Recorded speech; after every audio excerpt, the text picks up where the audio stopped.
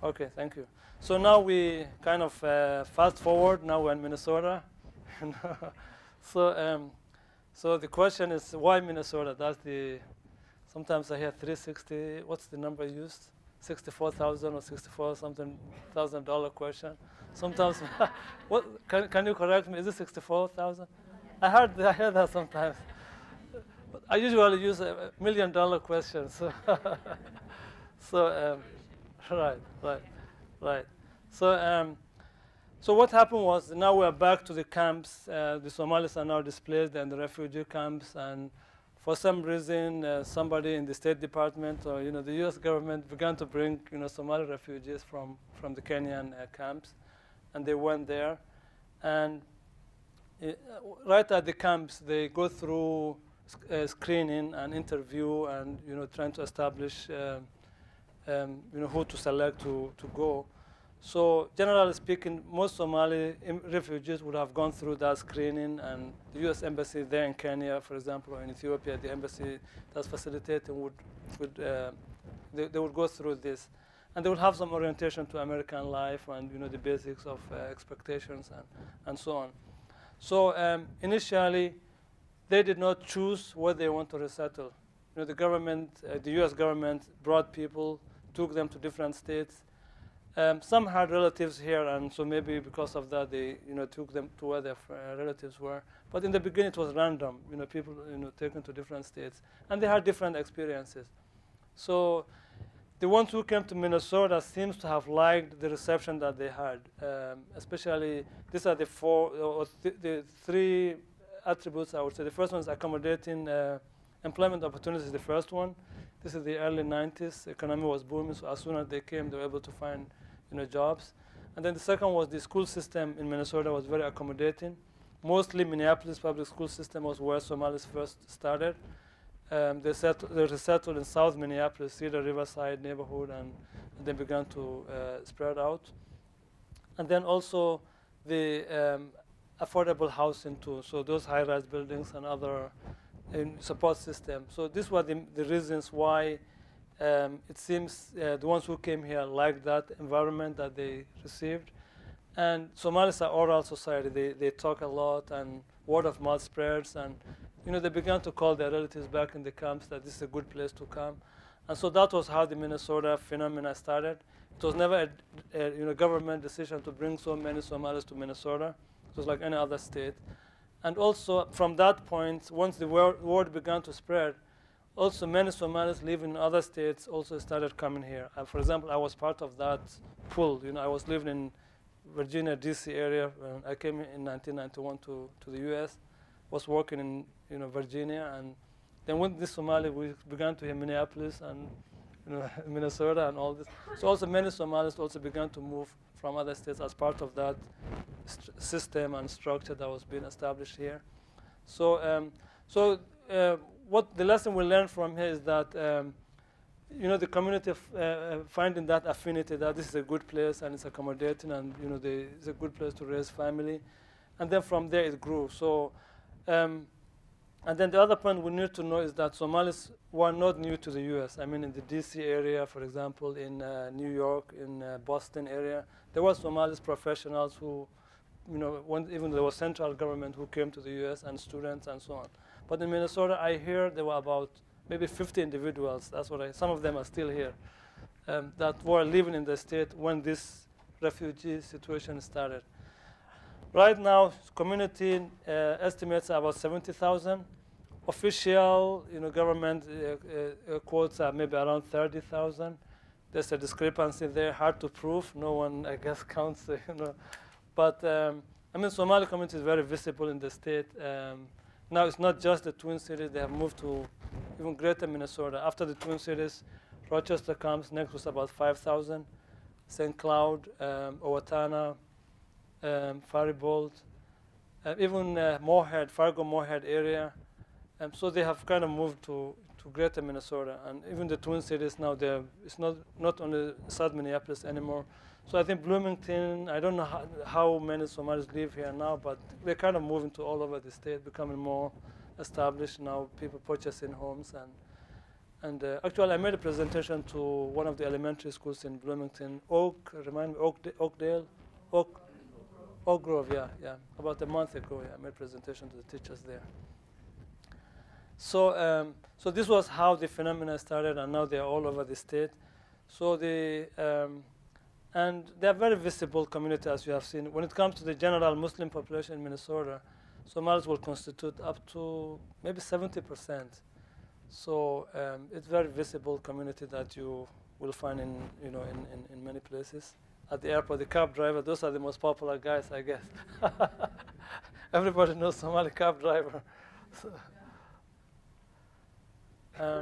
here we have this is where your question will come at the end. Usually, when it comes to names, Somalis usually have three names. First name, which is the given name, and then the father's name is the middle name, and the grandfather's name is the last name. There is no clan name like the Hmong, for example. You have Veng and Yang and this Hmong clans that people kind of identify with. Somalis, you will not be able to know one's clan by their names. The names are all over, and their parents give them the name that they choose for their kids. Also, Somali women keep their maiden name. So you would have the child and the mother having different last names. Therefore, don't assume that it's not the child's mother, because the mother keeps her father's name. Also, when it comes to Somali names, most names have of Islamic background, from the Islamic religion. Either the name Muhammad, the name of the Prophet Muhammad, peace be upon him, the Prophet of Islam, and his close companions, those who were around him during his time, as well as his family members. So, for example, his children's names, his wives' names, those names will be very common also, among Muslims in general. And also there are some names that are derived from the Somali language, so they have meaning in the Somali language. But the Islamic ones are more common. We can say up to 90% of the names of that general Somalis take are of Islamic background. So either important personality, Islamic history, scholars, people who are knowledgeable in the religion. So those names are the most common. When it comes to, for example, so the name Muhammad and Ahmed, the name Muhammad has many derivatives. There's Muhammad, there's Ahmed, there's Muhammad, there's Hamud. So all these are from same root, and they all refer to the Prophet Muhammad's name, which means the praiseworthy one. That's the meaning of the word Muhammad, praiseworthy one who's praised. And the name Liban and Guled are Somali names from the Somali language. So Liban is it means one who is blessed, and Guled means maybe victory or victor, we can say. That's what Guled would mean. Then there's another group of names that are very common, the names that have the root or the prefix Abdi in them. And Abdi is a more Somali, East African spelling. In the Middle East, it's spelled with E-L, Abdel. In other parts of the Muslim world, you may see Abdul with U-L. So basically, Abdu means servant of, one who serves. Then there's an attribute of God that comes after that. And there are many attributes of God in Islam. There could be as many as 99 names of God I mentioned. So it's Abdu with any of these 99. So the teachers here, can you give me, I'm sure there are Abdus in your classes, can you give me examples of Abdu names, anyone? And Abdu in your class, yeah. Abdurrahman. That means a servant of the merciful God. Rahman means merciful. So that's what Abdurrahman means. Abdul Karim. That's servant of, Karim means generous, so servant of the generous God. So usually it's Abdu with an attribute of God. And usually the child is never given the name Abdi by itself. But sometimes people shorten it to Abdi. So you hear a lot of Abdis and you hear the name Abdi all together. But there's always that second half of the name. So it could be any of these attributes with Abdi in them. And then female names, the name Fadumo, also spelled Fatima with a T-I-M-A, is a daughter of the Prophet Muhammad, peace be upon him. So this is a very common female name. Aisha also was the wife of the Prophet.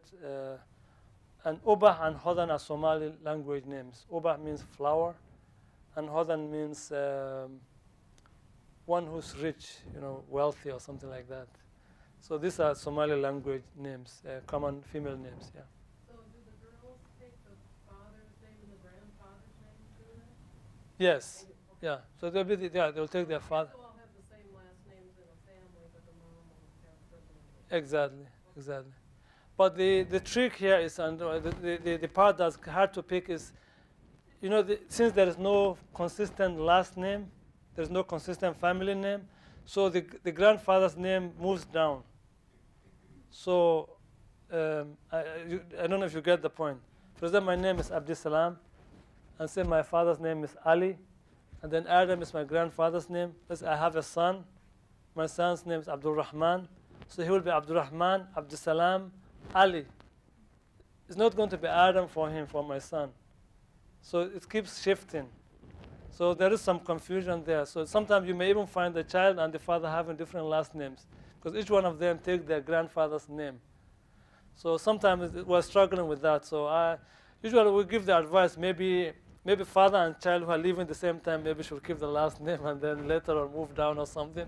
Something we're struggling with. But sometimes you may even find the child and the father having different last names because of that. It happens sometimes. Then we have Somalis generally do not celebrate birthdays, so it's not a big deal when one was born or when their date of birth is. It's not a big deal to Somalis in general, and there are two reasons. One of them is many Somalis, especially from the countryside, did not know their date of birth. They may know the year. Let's say if there was a major event, they may use that year to identify it. So there was no record keeping, especially in the countryside. So people born in the countryside, like myself, I don't know my date of birth, the exact date.